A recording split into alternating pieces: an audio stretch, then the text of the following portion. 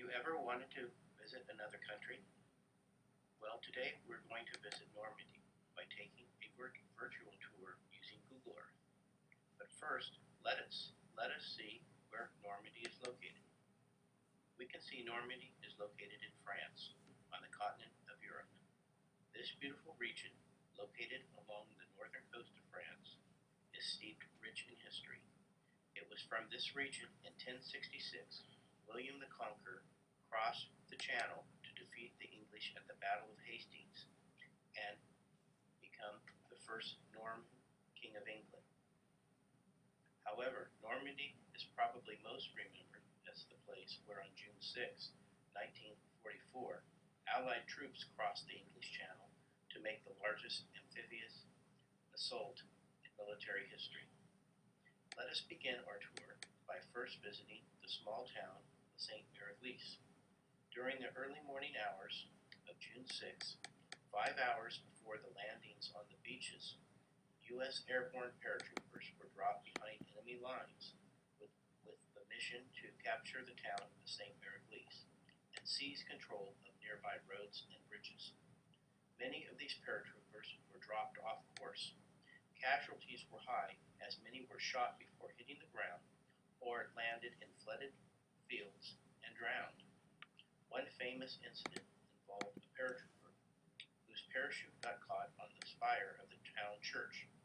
Visitors today will see a replica of the paratrooper hanging from the same church spire as a tribute to all the brave paratroopers who helped to liberate France on D-Day.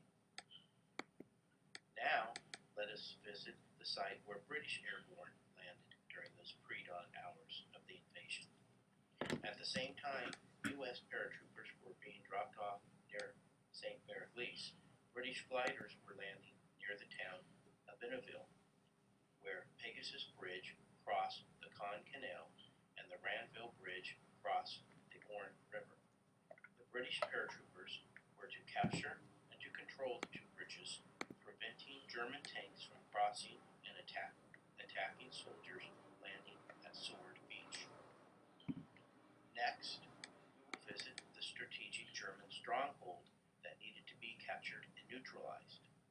Pointe du Hoc is a clifftop location located between Utah Beach to the west and Omaha Beach to the east.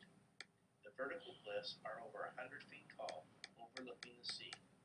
It is here where Army Rangers scaled the cliffs using ropes, ladders, and grapples under enemy fire in order to capture the large guns which threatened the Allied landings.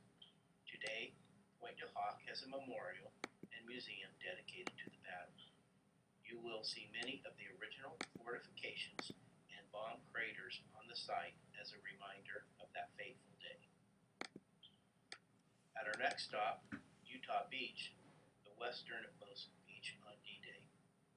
The objective of this assault was to seize control of the four causeways, link up with the airborne paratroopers who had been dropped off inland earlier that morning, and attack towards Cherbourg, a major port city occupied by the Germans.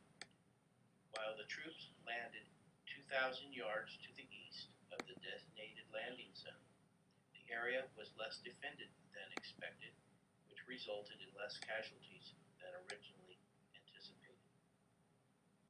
Now, we will visit the second of the American beach landing areas. The largest of the D-Day assault areas, Omaha Beach, or Bloody Omaha as it is sometimes called, is the most well-known landing area of the Normandy invasion. This historic landing was reenacted in the 1998 American epic war film Saving Private Ryan. On D-Day, 2 American divisions were responsible for storming the beach, securing a beachhead 5 miles in depth, and linking with the British landings at Gold Beach to the east and the Americans at Utah. Here again, landing crafts missed their designated targets, causing disorientation and confusion. In addition, German defenses and fortifications were strong, inflicting heavy casualties. At the end of the day, Americans suffered over 2,400 casualties at Omaha, but they had had landed over 34,000 troops who would fight another day to help liberate France and eventually defeat Germany. Just as important as securing a beachhead is the ability to supply troops. At our next stop, we will visit the Arromanches, where the British built an artificial harbor. Just days after the initial invasion, Americans and British began building artificial harbors called mulberries. The harbors were constructed by sinking massive caissons and scuttling old ships in order to create a breakwater, and then use flexible steel tracks on floating pontoons. For 10 months, over 2.5 million troops, 500,000 vehicles, and 4 million tons of supplies were transported through the artificial harbor at the Arromanches. Remains of the structure can still be seen from the beach today.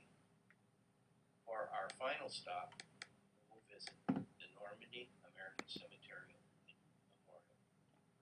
It is situated on a cliff overlooking Omaha Beach and the English Channel at Colville-sur-Mer. The cemetery is rectangular